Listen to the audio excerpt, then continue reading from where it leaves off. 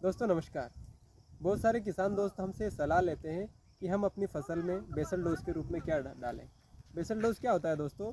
जब हम अपनी फसल की तैयारी करते हैं, खेत की हकाई जुताई करते हैं, तो उस दौरान जो हम खाद डाल सकते हैं वो उसे बेसल डोज कहते हैं। बेसल डोज में 3 चीज़ें हम सबसे इम्पोर्टेंट रखते हैं। पहला है ऑर्गेनिक मैटर। दोस्तों ऑर्गेनिक मैटर क्या होता है? जैसे गोबर की खाद हो गई, वर्मी कंपोस्ट हो गया, ये ऑर्गेनिक मैटर में आता है। दूसरा आता है मैक्रोन्यूट्रिएंट्स। मैक्रोन्यूट्रिएंट्स में आता है आपका एनपीके। एनपीके यानी नाइट्रोजन, फॉस्फोरस, पोटाश। ये किसी भी फसल के लिए सबसे महत्वपूर्ण प्राइमरी जो न्यूट्रिएंट होता है वो एनपीके होता है।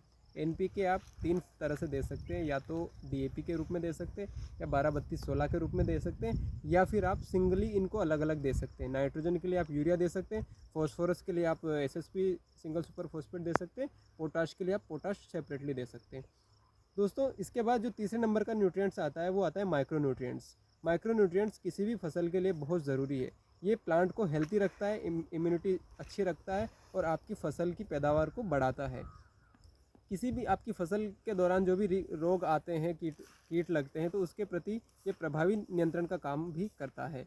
दोस्तों आपने देखा होगा कि जब हमारी फसल, कोई सी भी फसल हो, या सब्जी वर्गीय फसल हो, या फिर सीरियल्स ग्रेन्स हो, या दूसरी और भी फसल हो, उसमें जब अब रोग लग जाता है उसके बाद हम तरह तरह की दवाएं छिड़कते हैं, स्प्रे करते हैं, माइक्रो न्यूट्रिएंट्स का स्प्रे करते हैं। उसके बजाय हमने ये देखा है कि अगर बेसल डोज में आप माइक्रो न्यूट्रिएंट्स अच्छे डालते हैं, जैसे जिंक हो गया, सल्फ़र हो गया, आपका बोरोन हो गया, आपका कैल्शियम हो गया, तो ये जो माइक्रो न्यूट्रिएंट्स आप बेसल डोज में डालेंगे अच्छे, तो आपकी फसल में रोग ही कम लगेंगे। तो इससे आपकी फसल की पैदावार भी बहुत अच्छी होगी, आपकी फसल की गुणवत्ता बहुत अच्छी होगी, और आपको बाद में होने वाला जो दवाई का खर्च है वो पहले ही बच जाएगा।